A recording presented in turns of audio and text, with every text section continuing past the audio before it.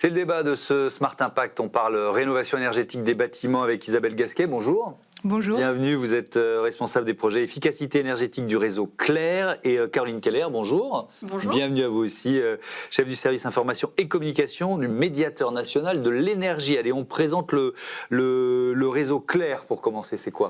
Oui, alors le réseau Clair, c'est une association nationale qui rassemble environ 300 structures en France, des collectivités territoriales, des associations et des entreprises qui sont engagées dans une démarche de transition énergétique territoriale juste et ambitieuse.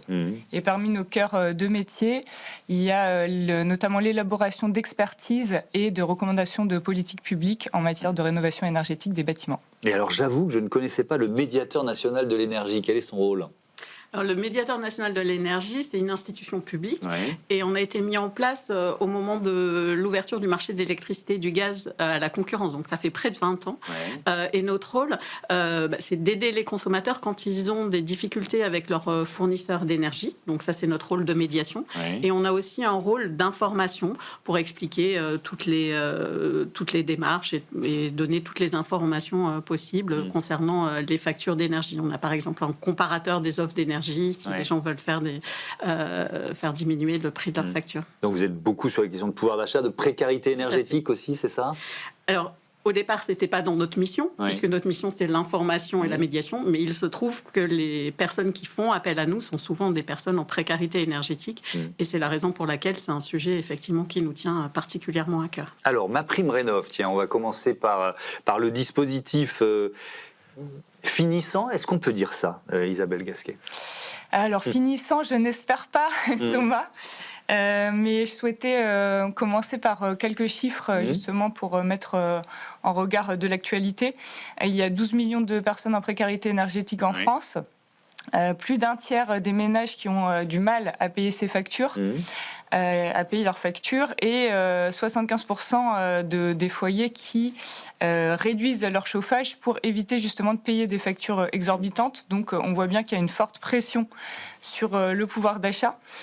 Et alors que justement cette précarité énergétique, elle augmente et que la rénovation énergétique représente la solution durable pour baisser ses consommations d'énergie et avoir un contrôle sur ses factures, le gouvernement est tout simplement en train d'envoyer un signal d'abandon. De remplacement par les certificats d'économie d'énergie. Alors, un abandon à la politique publique de rénovation et aux Français qui souhaitent s'engager dans leurs travaux parce que le budget de MaPrimeRénov' a été divisé par 2 en 2 ans. Il y a une suspension de MaPrimeRénov' en juillet, donc qui a duré tout l'été et qui a rouvert en septembre, mais avec des modalités très dégradées. Que je pourrais détailler un peu, notamment l'impact sur les ménages les plus précaires. En fait, les taux de subvention, ils sont quasiment divisés par 2 avec ces modalités de réouverture. Ce qui fait que les ménages sont dans une situation où soit ils souhaitent faire des travaux ambitieux de rénovation performante, mais ils vont avoir un reste à charge démesuré. Donc en fait, ils ne vont tout simplement pas le faire. Voilà, exactement. Ou bien des travaux moins ambitieux qui n'amélioreront pas leur situation sur le long terme. Si on regarde un peu, on parlera du certificat d'économie d'énergie un peu plus tard, mais si on prend un bilan de MaPrimeRénov' au premier semestre 2025, c'est plus de 150 000 logements, 156 000 rénovés au cours du premier semestre. Ça représente plus d'1,8 milliard d'euros d'aide accordée et ça permet de générer environ, c'est l'ANA qui nous dit ça, 4,4 milliards d'euros de travaux sur le territoire. Est-ce que vous sentez de votre poste d'observation du médiateur national de l'énergie, effectivement, un tarissement de la demande des projets mis en œuvre parce qu'il y a ce message envoyé de MaPrimeRénov', finalement, on réduit les budgets et puis il y a un nouveau système qui va arriver? Alors nous, les consommateurs qui font appel à nous, ils font souvent appel à nous parce qu'ils ont des difficultés à payer leurs factures et on a beaucoup de locataires, donc où c'est pas eux qui vont financer les travaux, ça doit être leur bailleur qui doivent les financer. Mais ce qu'on observe, c'est un accroissement des personnes qui ont des difficultés à payer leurs factures. Vous disiez tout à l'heure effectivement qu'il y a 35% des personnes qui disent avoir des des difficultés à payer leurs factures cette année. C'est un baromètre que nous, on fait chaque année. Ouais. Et en 2020, ils étaient quasiment 2 fois moins. Donc, il y a une vraie difficulté à payer les factures. Et en fait, ce qui se passe, c'est que la précarité énergétique, c'est dû à plusieurs facteurs. Au prix de l'énergie qui a augmenté, puisqu'il y a eu une crise des prix de l'énergie en 2022-2023, au fait que les personnes sont en précarité tout court, et beaucoup, effectivement, à des problèmes d'isolation du logement. Et c'est vraiment là-dessus où il faudrait accentuer les Mais travaux. Vous voyez les projets Starry, vous voyez les demandes, enfin par capillarité ou indirectement Clairement, c'est pas notre notre cœur de métier. Donc les consommateurs ne s'adressent pas à nous pour faire des travaux de rénovation énergétique. Si des consommateurs souhaitent faire des travaux de rénovation énergétique, il y a un espace qui s'appelle France Rénov et c'est eux qu'il faut contacter. Ouais, exactement. Vous avez un programme qui s'appelle Slim, c'est ça, qui cible les ménages en précarité énergétique. Alors c'est quoi les critères d'éligibilité? Comment vous mesurez l'efficacité de ce programme en fait? Alors ce programme, c'est un programme qui a pour objectif de repérer les ménages en situation de précarité énergétique. Parce qu'en fait, la plupart des personnes en précarité de base ne savent pas qu'elles sont en précarité énergétique. Ouais. C'est-à-dire qu'en fait, elles cumulent un certain nombre de difficultés financières.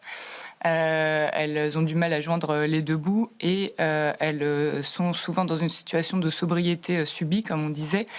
Donc, c'est-à-dire qu'en fait, elles se privent de chauffage pour pouvoir, pour ne pas avoir à payer des factures élevées.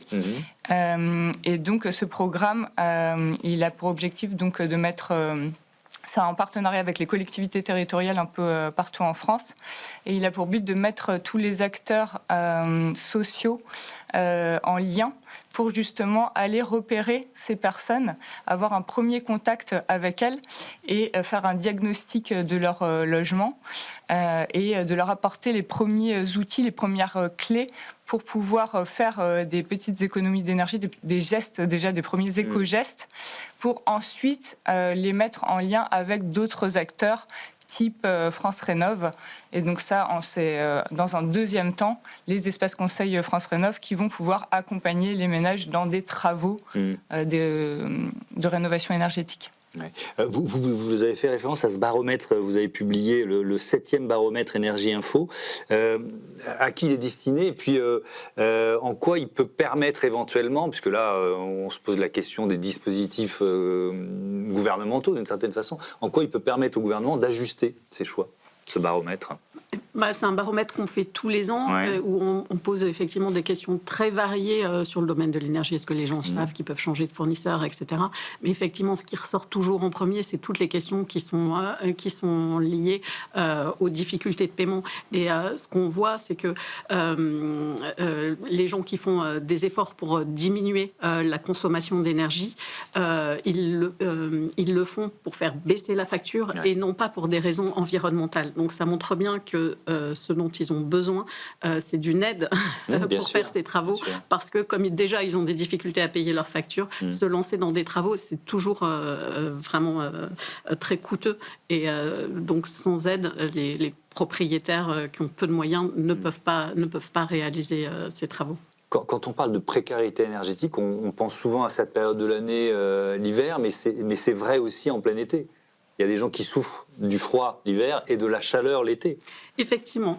Et c'est un des enseignements du baromètre cette année, c'est qu'en fait, on a 36% des gens qui nous disent qu'ils ont eu froid dans leur logement l'hiver, mais on en a près de la moitié qui nous ont dit qu'ils ont eu trop chaud. Et en général, c'est les mêmes qui ont et froid l'hiver et chaud l'été. C'est juste que leur logement est mal isolé et qu'effectivement, il faudrait faire des travaux.